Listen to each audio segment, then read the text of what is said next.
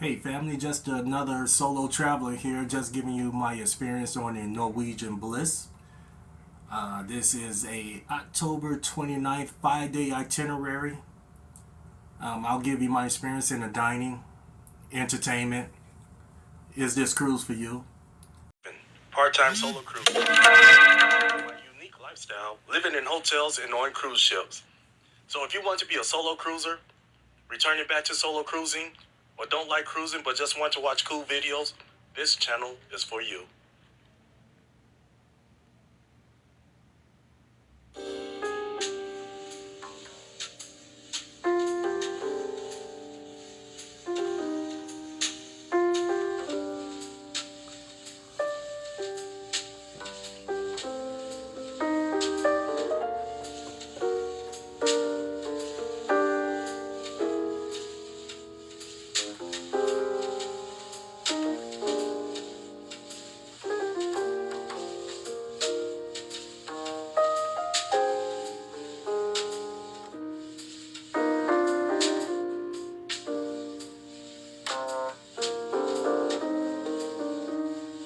All right, family, our next adventure takes us to the wonderful Norwegian Bliss for 6 days.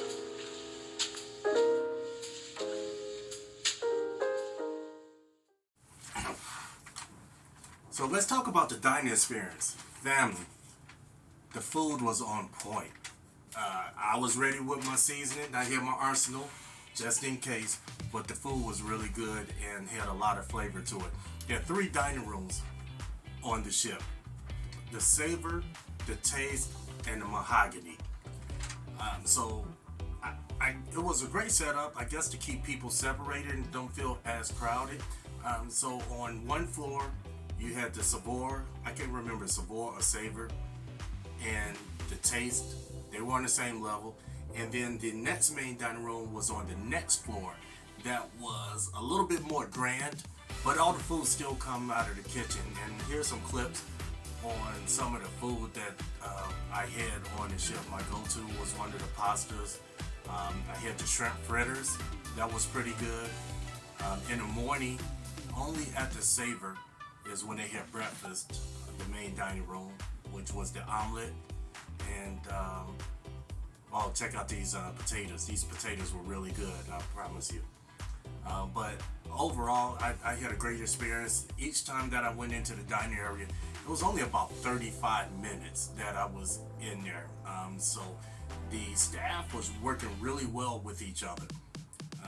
So again, I can't say anything really negative about the food in the dining area. As you know, I don't do the buffet with the exception of getting a made to order omelet. And also going back to the dining room, I love smoked salmon. So here's a picture of this also. And but that's about all that I have on there. In my opinion, on the Norwegian Bliss, you will not have any problems on in the dining room.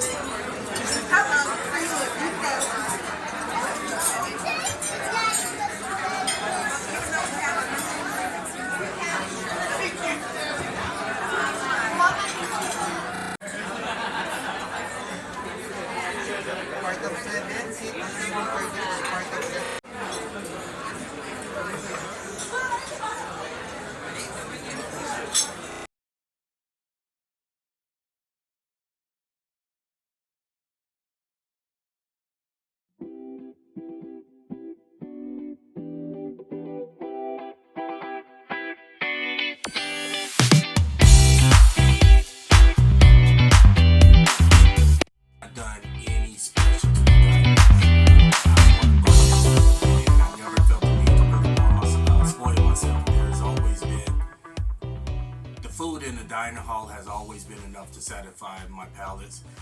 But if I'm going to continue to do more videos, I will have to begin to spoil myself so that you can have a better idea of what's on board on these ships that have this specialty dining. So I apologize about that, but here's some clips of the different selections on here. You have the tabianki.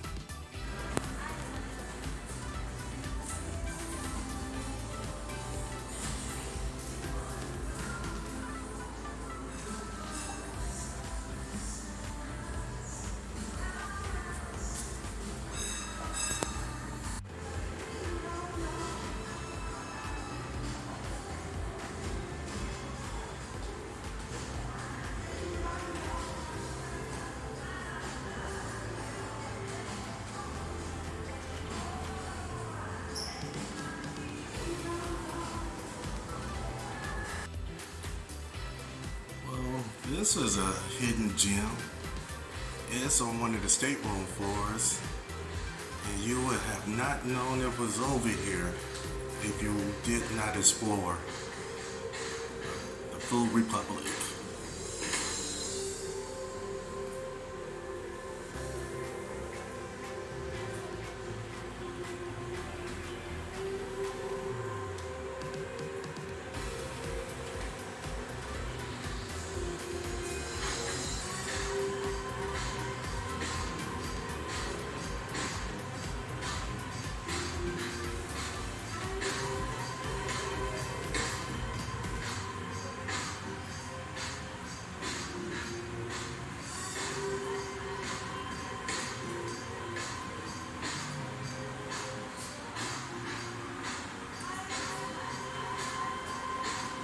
I'm almost sure this is one of the specialty restaurants.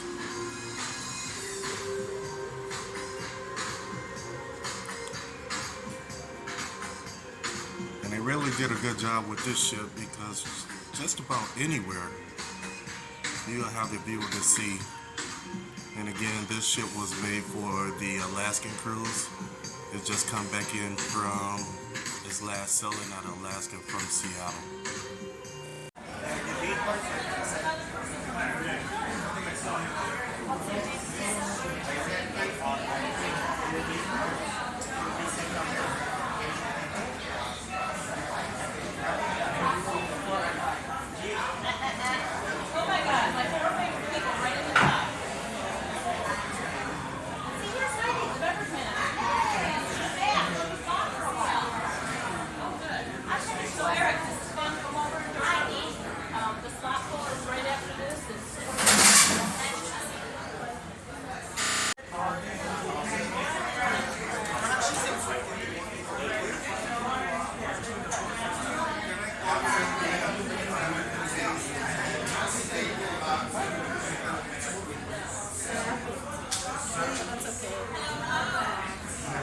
Sir, 11:30 to 12:30.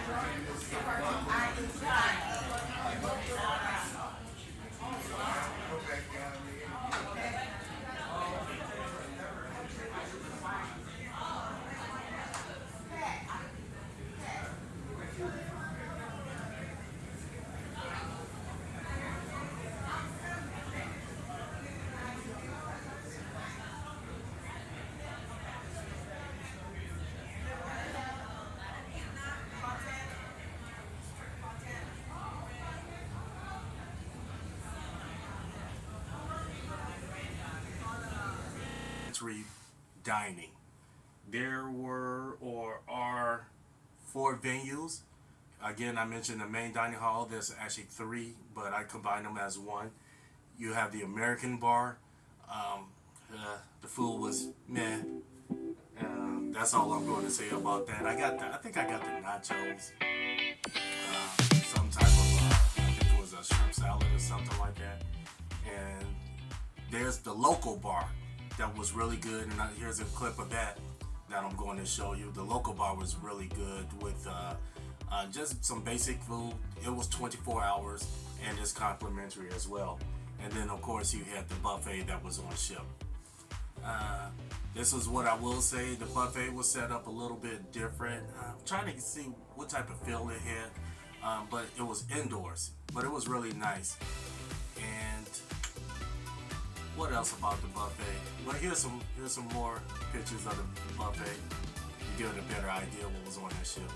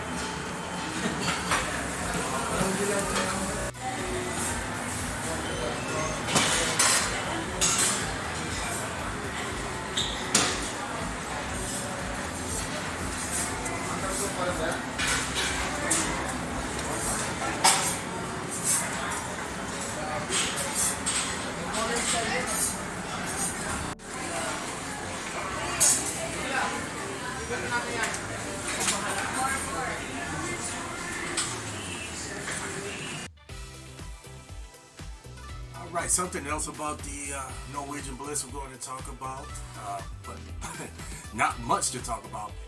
The beverage package. I do not do the beverage package. It will cost just as much as the cruise. That is only my personal preference. Here's the reason. Beverage package is probably like $50 a day per person. I'm talking about the alcohol package. 5 days, 6 days, that's almost $300. I could say that $300, and but I will say this: for most people, it probably will be beneficial to get the beverage package. Excuse me. Here's the reason why: the drinks are expensive. They're probably about $15. I mean, that's probably even for a beer.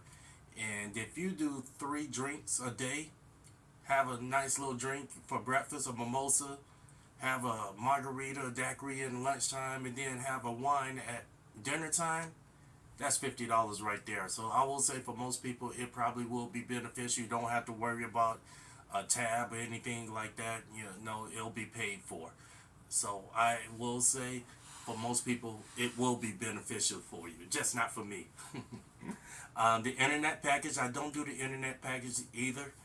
Or in the past, I probably will have to start getting internet package if I'm going to continue doing videos. So what I will do is,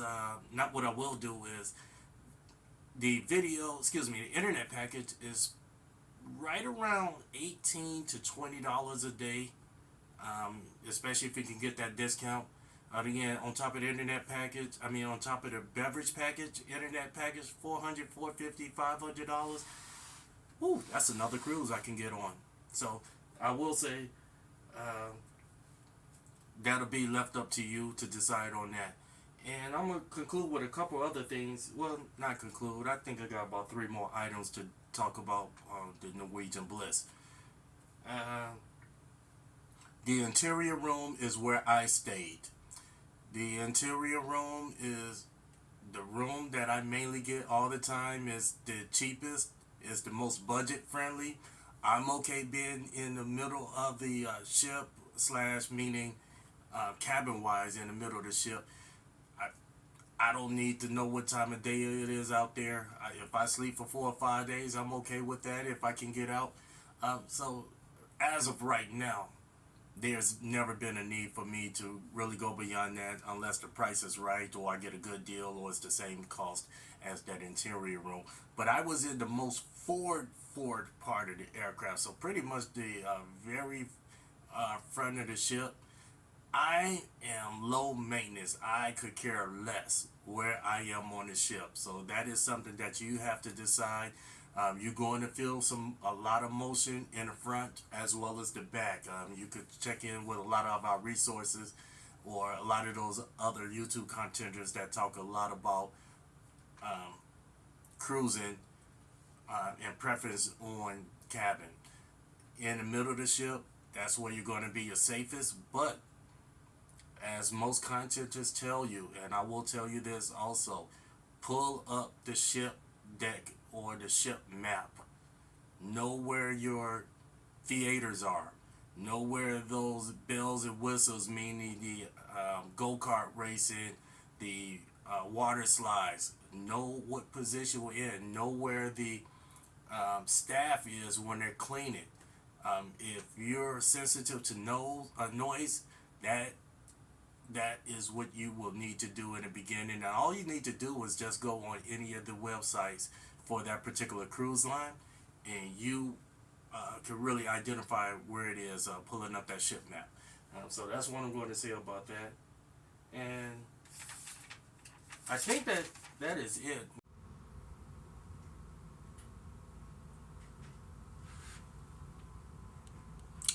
Alright, we'll start off with the closet here just to show you the space that we have here. I do not know how to use this video. I thought I was videoing the first time and did not do that right. Here's the TV, nice size. This is from the angle of the bed. And this is upon entering the room. It is a small room. I'm low maintenance. This is what I have. I'm okay with it. But there are no plugs on this Norwegian Bliss by the beds. That's a bit disappointing considering this ship is only 6 years old, if I'm not mistaken. Alright, here's our stationary area. It'll work for me, no complaints. I got a stool that can convert into my dining table. And we have our mini. Keep some things cold in there or chill. Never pull anything out of there or you will be paying a lot. Probably more than a cruise. Little storage here. This is that's the closet. That's the TV, and this is right down by below the TV, a little storage here. Alright, here's what I'm impressed with. This is a small room. I think it's about 125, 130 square feet. But in my opinion, for a cruise ship, this bathroom is huge. This is a lot of space. Let's see if there's an outlet here. I don't see an outlet yet. Got to figure out how I'm going to be shaving with my electric shaver. And look at this shower. This is a roomy shower. Alright, more to come. Norwegian Bliss. When it comes to the ship, maybe another video I'll talk about the breakdown and cost. And if you stayed this long, let me tell you why I took this cruise. Right now I'm based in Vegas when I'm working, and I'm from the Midwest, and I am a Midwest player. I professionally left Chicago in '03, and so I have not been and have not played Midwest since '03. I so happened to be in Vegas at the crap tables in the El Cortez, met a guy that happened to be from Chicago and told me about a group that plays cards in Vegas. And so later on that week, I went to that place to play cards. They found out that they were having a group Midwest cruise. I didn't even know people on the West Coast played Midwest. So most of them were from California that I played with. And let me tell you, I had a thigh slapping of a good time, family. No questions about it, especially playing on the observation deck. Plant is inside when it comes to the observation deck, but beautiful panoramic views, almost 240-degree views of um, outside. So kudos to Steph, who I was introduced to. Kevin was the organizer. Shout out to Kevin. Thank you so much. Yvette, I'm going to be on that Big Wiz cruise next year. There's one in March. Steph, I'm with you. So to family and friends out there, I got about 4 Big Wiz group cruise that's lined up for next year. And if you want more information or you might be interested in that Big Wiz group cruise, let me know in the comments and I'll get back with you. But oh my goodness, I had a good time. Nothing but pure love, pure mature group out there. So once again, thank you. Here's you for coming back to the YouTube and stand to the end. When I find my groove, I promise I'll get better with this. But I'm having a good time, learning some things, sharing what I've done, what I have been doing so far going forward.